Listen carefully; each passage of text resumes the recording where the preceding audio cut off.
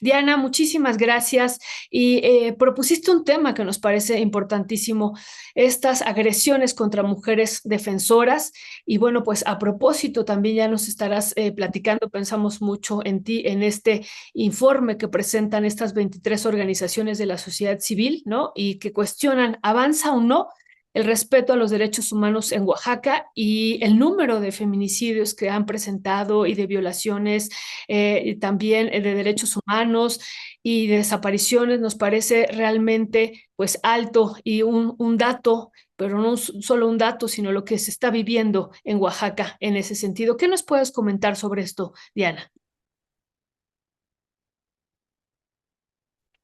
Pues justamente, ¿no? Estas horas antes de que asesinaran a Nazaret Cortés Velasco, quien de 38 años de edad, quien se desempeñaba como comisariada del ejido de San Pedro Totolapan y también defensora del territorio.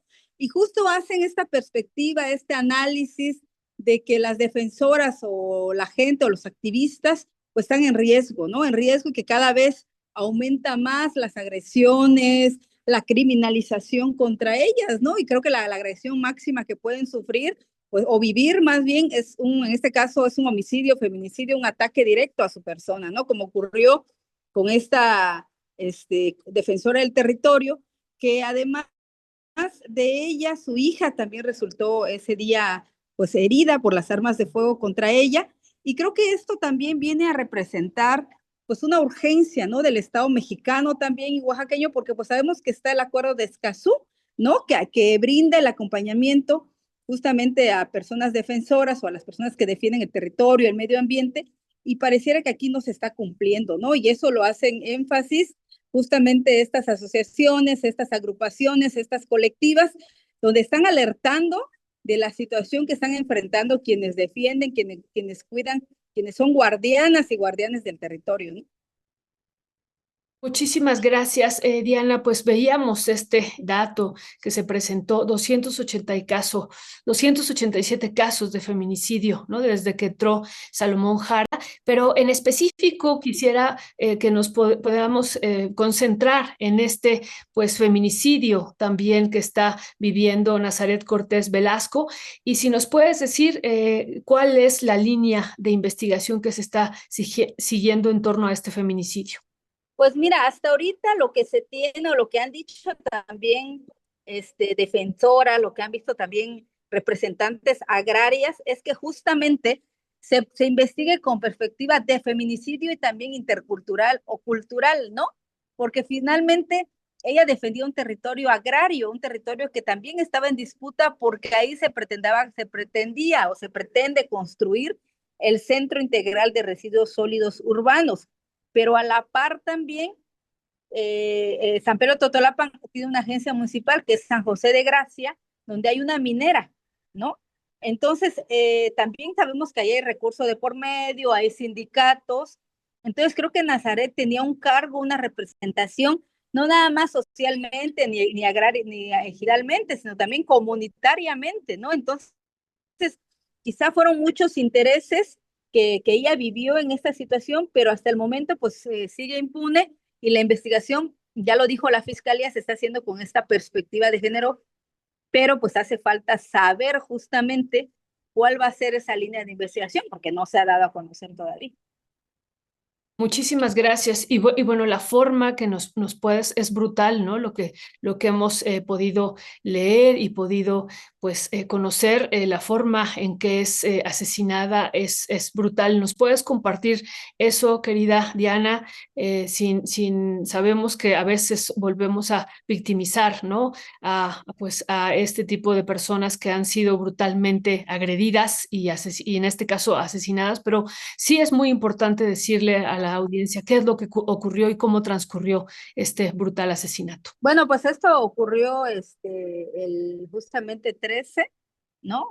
Bueno, perdón, fue la semana pasada, donde ella estaba por llegar a su casa, venía a bordo de su camioneta, cuando pues personas armadas la siguieron, la alcanzaron y la asesinaron con arma de fuego, ¿no? Venía con su hija, pero te decía, lo más sorprendente es que ocurrió a días del Día Internacional de la Mujer, donde se supone que marzo es el mes de las mujeres, y entonces el que asesinen a una defensora, el que asesinen a una representante agraria, que bueno, sabemos también que en México hay pocas mujeres representando agrariamente un territorio, entonces creo que también este crimen de ella, pues no puede quedar impune, ¿no? Y eso lo han dicho justamente otras comisariadas, otras representantes agrarias, otras representantes de ejidos, que ellas también entonces están en una vulnerabilidad, porque si alzas la voz, entonces te asesinan, ¿no? Entonces, justamente hay un video de ella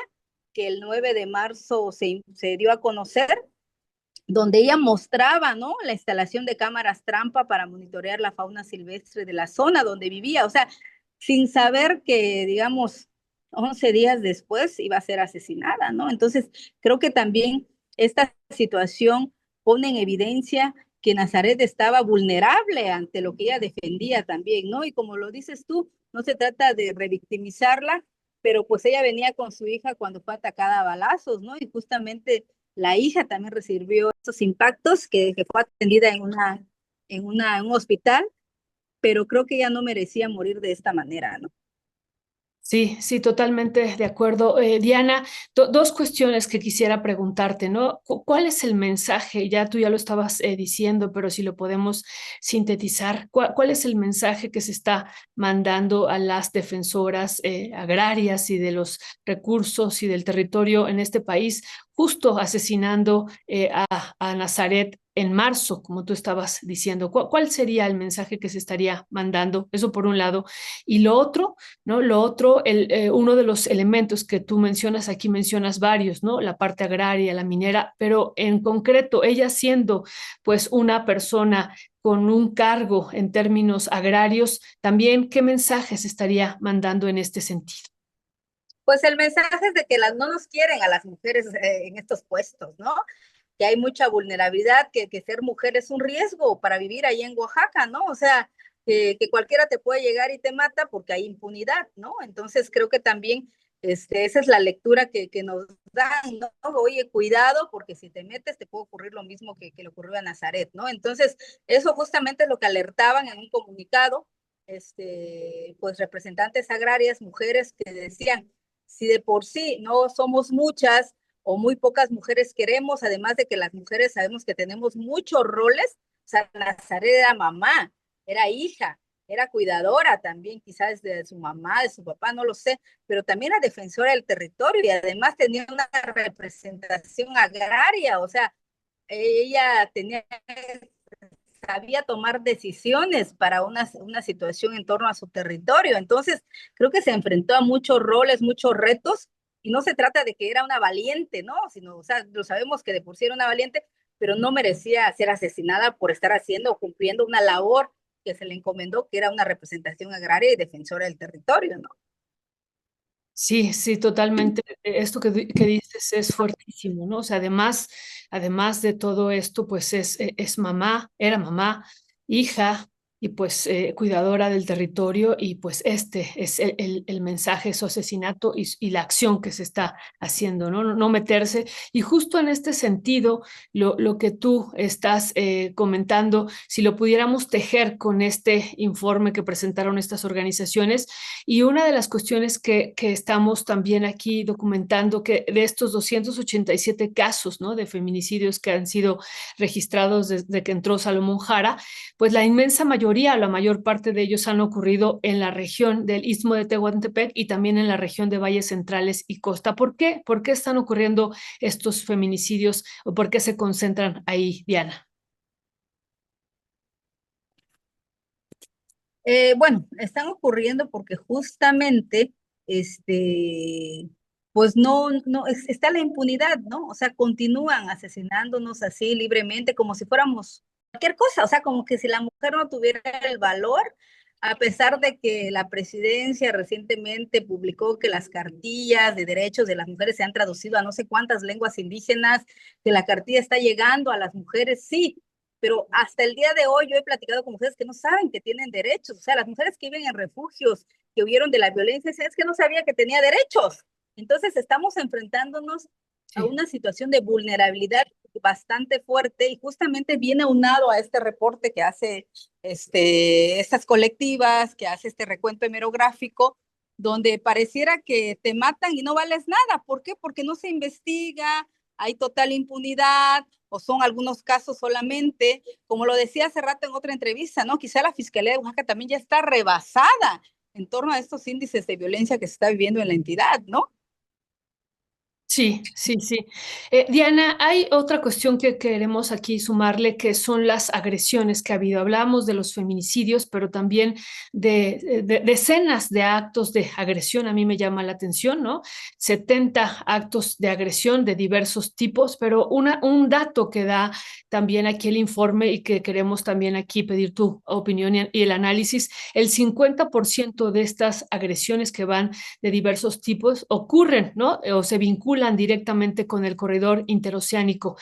Sobre eso, ¿qué nos puedes comentar? Bueno, en torno al tema del corredor interoceánico, pues justamente cuando se estaba construyendo o más bien estaba rehabilitándose las vías férreas, justamente hubieron estas agresiones a las mujeres o la mayoría de las mujeres que vivían alrededor, ¿no? de estas vías porque denunciaron, ellas son como 13 de ellas viven hoy con carpetas de investigación y te lo digo así certeramente porque yo las he entrevistado, ¿no? Viven amenazadas por defender o por exigir que ellas llevaban años viviendo ahí y cuando se hizo esta remodelación o esta modernización de las vías férreas, pues prácticamente carpetas de inversión para poder desplazarlas y de su territorio, ¿no? Y ellas dicen, pues no nos vamos a salir. Entonces son ejemplo de algunas agresiones, otras, por ejemplo, por decir que no quieren que pase el tren, otras pues han sido agredidas en manifestaciones, justamente cuando hay manifestaciones contra estos megaproyectos, entonces, y otras pues han sido criminalizaciones así directas también contra ellas, ¿no?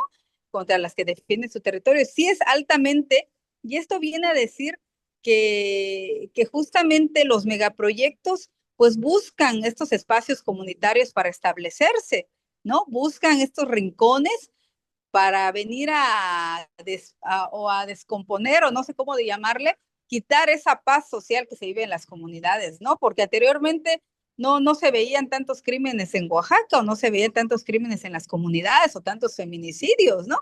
Pero ya lo alertaban justamente defensores, estudiosos, que la llegada de estas megaobras lo que trae es violencia, ¿no? Y ese es el resultado que estamos enfrentando hoy, ¿no? Que no se justifica, obviamente no se justifica, que no debería de ocurrir, pero desafortunadamente el Estado no está preparado para estas obras, o sea, no se preocupa en las mujeres, en la sociedad misma, pues, ¿no? Sí, sí, gracias, Diana. Y para ir cerrando también, y gracias por compartirnos también, pues, esta noticia y también este trabajo que has hecho en torno, pues, al asesinato y feminicidio, mejor dicho, de Nazaret Cortés Velasco, que es como se estará también investigando. Pero quisiera cerrar, ¿no? Una reflexión tuya final sobre este feminicidio que se cometió contra Nazaret, pero también hay un tema que me parece a mí muy importante en este informe, ¿no? Además de esto que decíamos de las agresiones, de la parte de las situaciones de violencia, diversas formas de violencia que llegan hasta el feminicidio, se habla también de un intenso desplazamiento forzado de más de 100 familias. Sobre eso, ¿qué nos puedes comentar, Diana?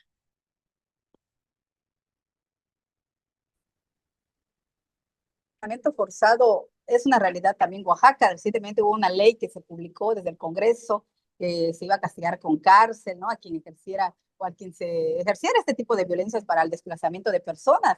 La realidad es de que con la llegada de megaproyectos, con la llegada de obras también en las comunidades, pues la gente enfrenta estos desplazamientos. ¿Por qué? Porque el recurso está de por medio. Por ejemplo, hay una comunidad aquí entre San Juan Mazatlán, Mije, y Santo Domingo Petapa, que detonó el desplazamiento de alrededor de unas 50 familias, por ejemplo, fue la construcción de ese camino artesanal, ¿no?